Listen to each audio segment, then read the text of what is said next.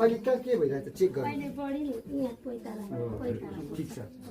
बढी शरीरहरू चेक गर्नु माथि झार्ने दुखिरहेको छ म तपाईँलाई पनि छुदिनँ तपाईँ प्रभुलाई विश्वास गर्नुभएको कारणले छुदिनँ प्रभुले यहीँबाट निको पार्दैन सर आँखा मात्रै बन्द गर्नु चमत्कारलाई लिएर जानु तपाईँ अनि प्रभुलाई खोज्नु सृष्टिकर्ता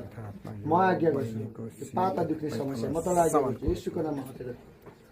जा छोड्दे यो पाइताला दुख्ने समस्या तपाईँ म येशूको नाममा स्याप दिन्छु राइट नाउ तुरुन्तै मैले तँलाई आज्ञा गरिसकेँ येशू जिउँदो हुन्छ छोड्दे